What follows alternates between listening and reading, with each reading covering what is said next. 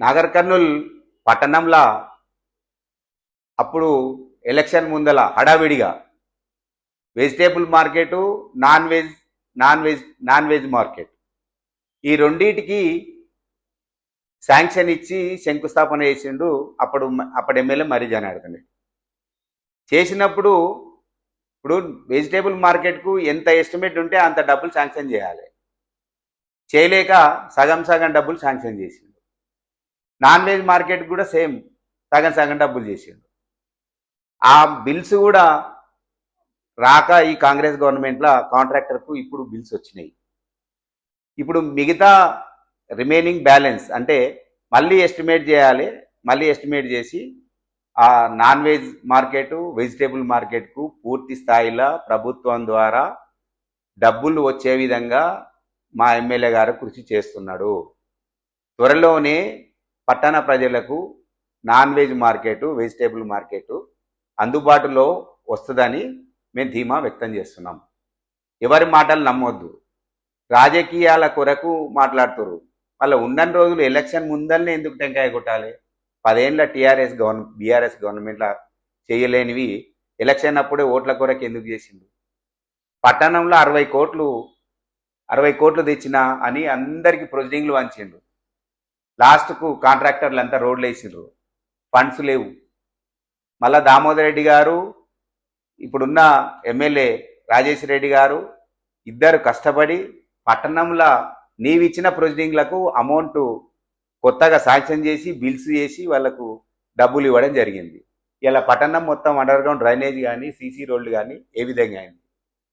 ఇన్ని విధాలు చేస్తేనే మొన్న మున్సిపల్ ఎలక్షన్లో మా కాంగ్రెస్ పార్టీకి ఈ పట్టణ ప్రజలు పెద్ద మొత్తంలో మద్దతు ఇచ్చి మా అభ్యర్థిని చైర్మన్ అభ్యర్థిగా అయ్యే విధంగా 18 మంది కౌన్సిలర్లను మా కాంగ్రెస్ పార్టీకి కట్టబెట్టిండ్రు. ఇప్పుడైనా చూసుకో, అభివృద్ధి చేస్తే ఎవరైనా వేస్తారు. దామోదర్ రెడ్డి గారు విద్య మీద, వైద్యం మీద, వ్యవసాయం మీద ఈ మూడు రంగాల మీద దృష్టి పెట్టిండు. మీకు అభివృద్ధి అనేది ఒక సంవత్సరం తర్వాత రాజేష్ రెడ్డి గారు ఏం చేసిండ్రు, దామోదర్ రెడ్డి గారు ఏం చేసిండ్రు అనేది 1 ఇయర్ తర్వాత కనబడుతుంది. నెక్స్ట్ టైం ఏ అభ్యర్థి ఏ పార్టీ నుంచి నిలబడ్డా, నీవు నిలబడ్డా, మర్రి జనార్దన్ రెడ్డి గారు మీరు నిలబడ్డా, ఇంకెవరు వచ్చి నిలబడ్డా డిపాజిట్ కూడా రాని స్థాయిలో నాగర్ కర్నూలు అభివృద్ధి చెందుతుంది. సిర్సవాడ, తాడూరు మండలం సిర్సవాడ ఉంది. సిర్సవాడలో పోయిన సంవత్సరం 2 సార్లు పర్వతాల్ అనే వ్యక్తి గొర్లకాడికి పోయి కొట్టుకొని పోయిండు. వాగుల దుందిబీ వాగులా కొట్టుకపోయి వారం రోజుల శవమై తేలిండు. ఆ వాగును నీ పక్క ఊరు నేరెళ్లపల్లి, నువ్వు చదువుకున్న ఊరు సిర్సవాడ బ్రిడ్జ్ శాంక్షన్ చేయనీకే 10 ఏళ్ళల్లో నీకు ఒక్కరోజు కూడా నీకు టైం దొరకలే.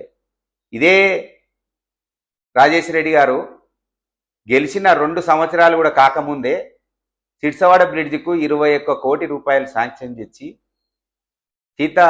సీతక్క గారిని తీసుకొచ్చి పంచాయతీరాజ్ మినిస్టర్ను శంకుస్థాపన చేయించడం జరిగింది. త్వరలోనే ఆ బ్రిడ్జు సిర్సవాడ మాదారం ప్రజలకు అందుబాటులో వస్తుంది. టెండర్ అయిపోయింది. పనులు ఇప్పుడు స్టార్ట్ కానికే దగ్గర ఉంది.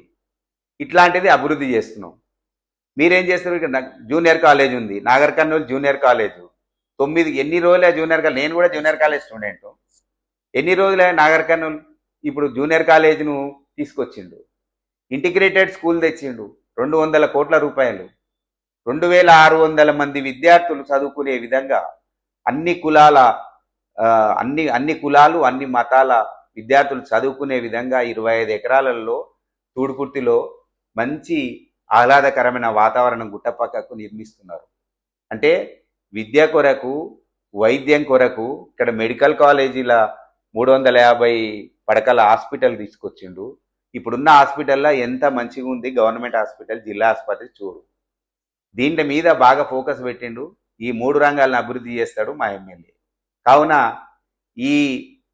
ఇప్పుడున్న మాజీ ఎమ్మెల్యే గారు ఎన్ని ఆరోపణలు చేసినా ఆయన సొంతంగా ఓడిపోయిండు అనే దాంతో తప్పితే ఆయనకు నియోజకవర్గ ప్రజల మీద ఎలాంటి అది లేదు.